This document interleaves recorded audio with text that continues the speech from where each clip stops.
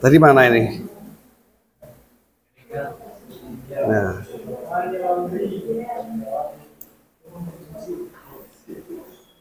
Nah, ini adalah sebuah kejahatan, tidak boleh. Tetapi sebelum regulasi ini diundangkan, maka perilaku money laundry yang diduga money laundry ini sebelum diundangkan harus dianggap boleh.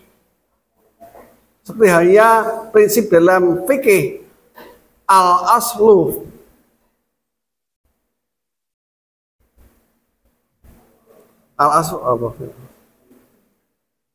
al-aslu fil asli lil ibahah. Segala sesuatunya itu aslinya boleh. Hatta yadullu dalil ala tahrimiha, hingga muncul dalil yang mengharamkannya. Ya demikian juga dengan hukum pidana.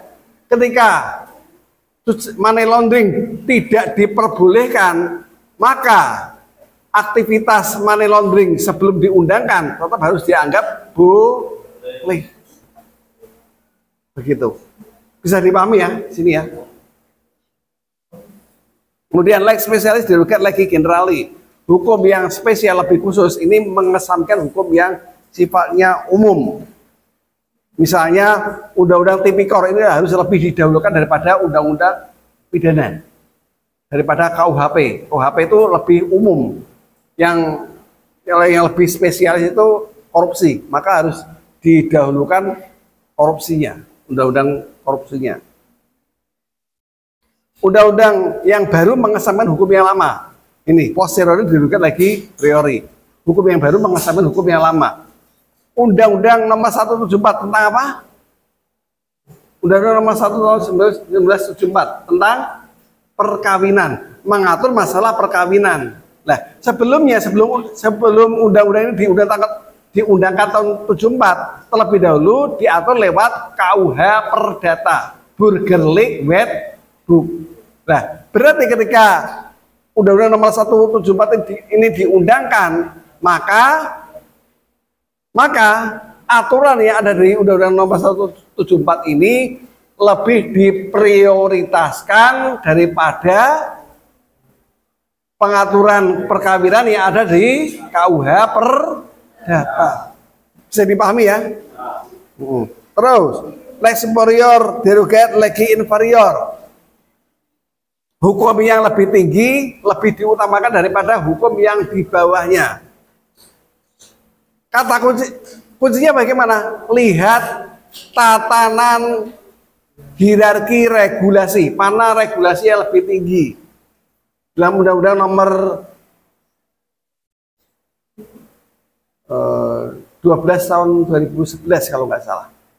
Itu ada regulasi tentang peraturan perundang-undangan.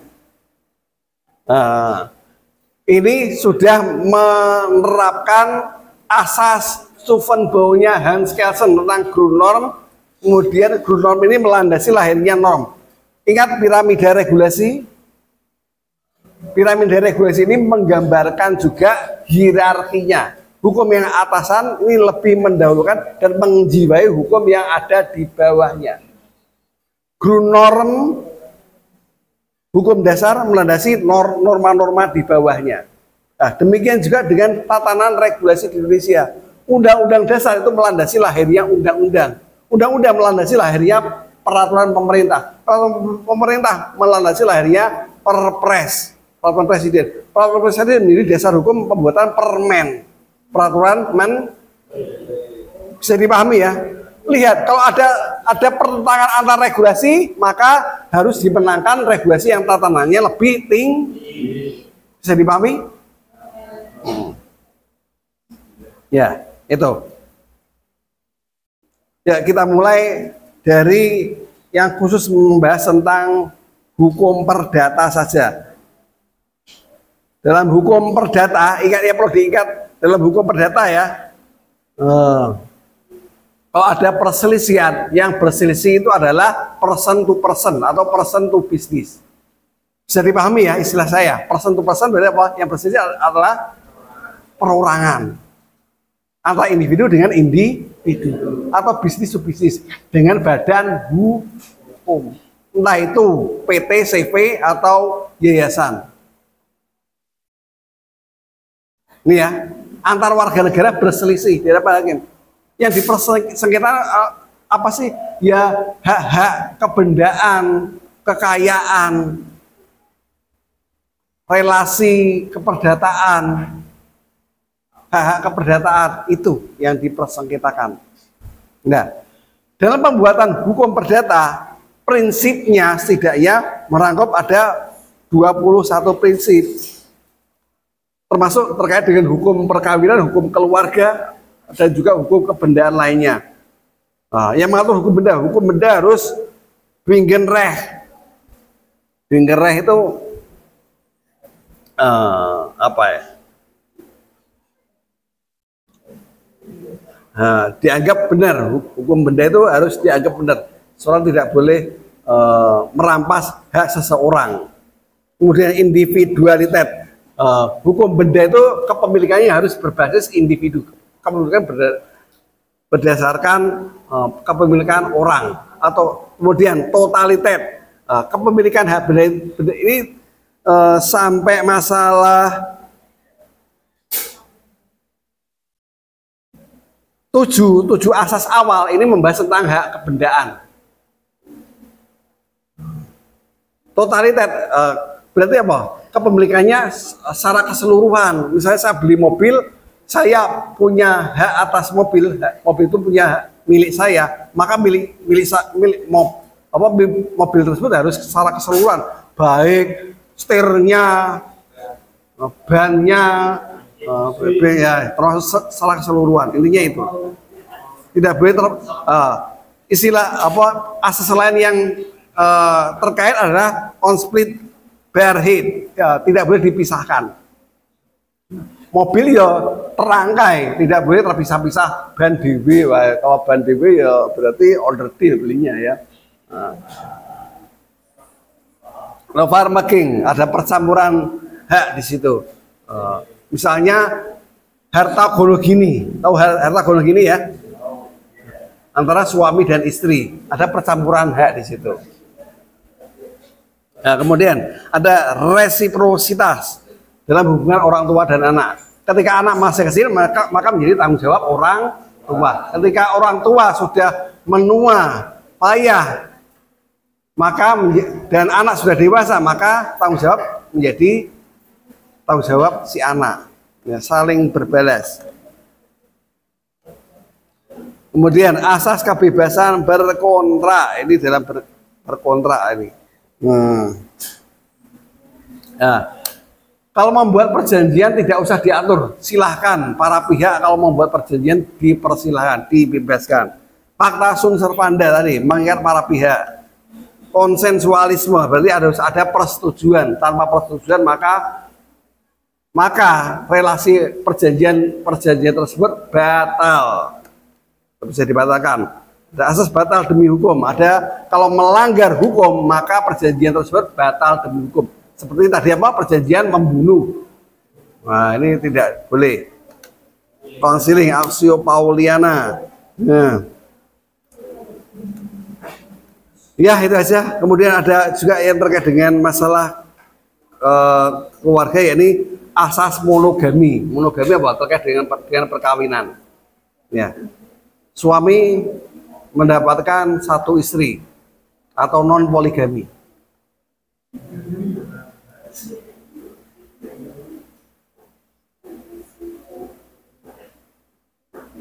Itu ya. Kemudian pidana. Kalau pengaturan hukum pidana, ingat kalau pidana itu yang bersengketa bukan hanya dalam hukum perdata antara penggugat sama tergugat yang sama-sama orang sipilnya. Kalau pidana yang berhadapan siapa? Yang berhadapan di muka hakim, yang bersengketa di muka hakim. Tersangkanya atau terdakwa berhadapan dengan jaksa penuntut umum. Ini Ini kalau bersengketa. Lah kalau terkait dengan masalah pidana, berarti apa? Masalah terkait dengan kejahatan. Hukum pidana harus mengatur masalah kejahatan. Hukum pidana ini isinya mengatur masalah kejahatan. Nah, dalam membuat aturan-aturan terkait dengan kejahatan, baik itu melakukan kriminalisasi atau apa? Perbuatan yang tadinya boleh menjadi tidak boleh. Seperti tadi hatta yadul dalil ala tahrimiha. Nah, kriminalisasi dari sesuatu yang boleh menjadi tidak boleh, melakukan konseptualisasi regulasi yang menidakbolehkan, membunuh, berbuat jahat, melakukan kejahatan ini tidak boleh. Ya, isinya kriminalisasi dan penalisasi itu dalam pembuatan aturan hukumnya. Nah, ketika terjadi suatu tindak pidana yang melawan hukum, yang melanggar hukum pidana, maka apa? Ada unsur organ negara yang mewakili kepentingan umum ini. Nah, yang berhadapan di sini bukan pelaku, berhadapan dengan korban. Seperti halnya perorangan dalam hukum perdata. Tapi korban ini diwakili oleh jaksa penuntut umum. Karena kejahatan ini pada dasarnya melanggar kepentingan umum. Tidak hanya pribadi saja, tapi kepentingan umum. Pembunuhan yang dirugikan bukan hanya korban yang terbunuh saja, tapi juga orang yang terancam nyawanya. Orang-orang yang tidak terbunuh sih, tapi terancam nyawanya karena perbuatan pembunuhan tadi. Demikian juga dengan kejahatan-kejahatan lainnya. Orang tidak nyaman kalau ada kejahatan, ada kehilangan barang, ya itu berbagai macam kejahatan, pencemaran nama baik dan seterusnya. Itu terkait dengan tindak pidana kejahatan. Nah, dalam membuat aturan hukum pidana setidaknya harus mematuhi asas-asas berikut ini. Asas legalitas seperti tadi apa? Hukum tidak boleh berlaku surut. Penetapannya harus kalau telah diundangkan baru berlaku setelahnya. Kemudian kulpabilitas, harus ada kesalahan. Pemberian hukuman bagi terpidana harus berdasarkan kesalahan para pihak. Oportunitas, ya masing-masing pihak diberikan kesempatan untuk membela diri. Presumption of innocence, alias praduga tidak bersalah. Belum tentu yang dituduh sebagai tersangka ini adalah benar-benar orang yang bersalah sampai ada putusan hakim yang telah berkekuatan hukum tetap. Itu prinsipnya. Kemudian in dubio pro reo, kalau ada keraguan bagi hakim, maka hakim harus memberikan hukuman yang lebih menguntungkan bagi tersangka. Persamaan di muka hakim ya itu sama ya. Perintah tertulis dari yang berwenang. Ya, ini terkait dengan tindak pidana menyuruh lakukan. Ini harus ada orang yang dipidana ini harus bisa dianggap tidak bersalah kalau ada perintah tertulis. Misalnya pembunuhan ini melanggar hukum nggak? Pembunuhan itu jahat nggak? Nah, kalau pembunuhannya dilakukan oleh Algojo ini jahat nggak? Algojo yang tugasnya mengeksekusi, jahat nggak? Ya tidak.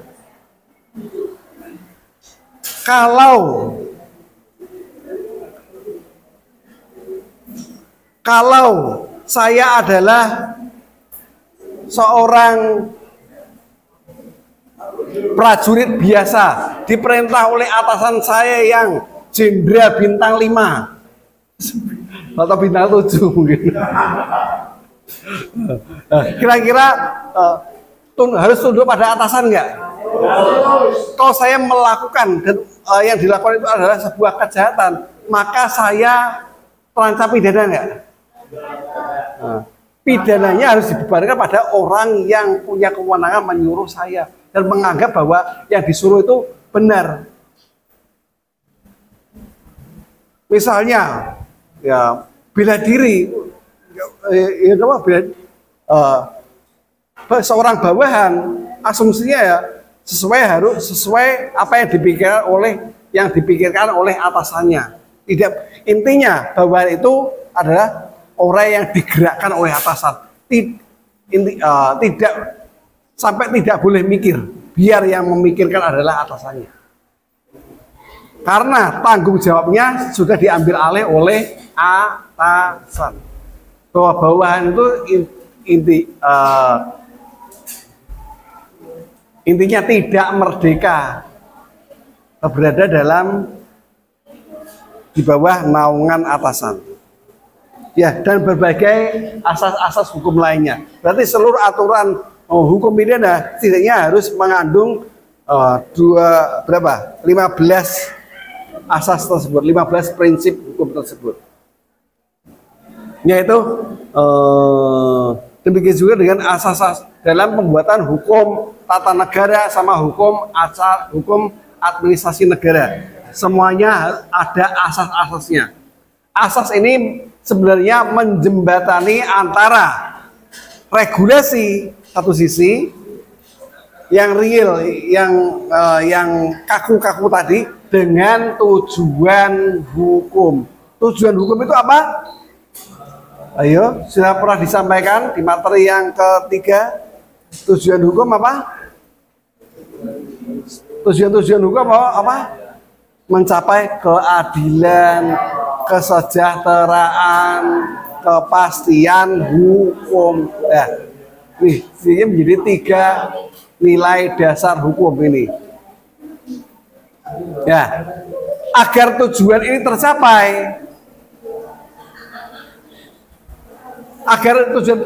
tercapai, kita tidak bisa langsung menghubungkan antara tujuan hukum dengan regulasinya.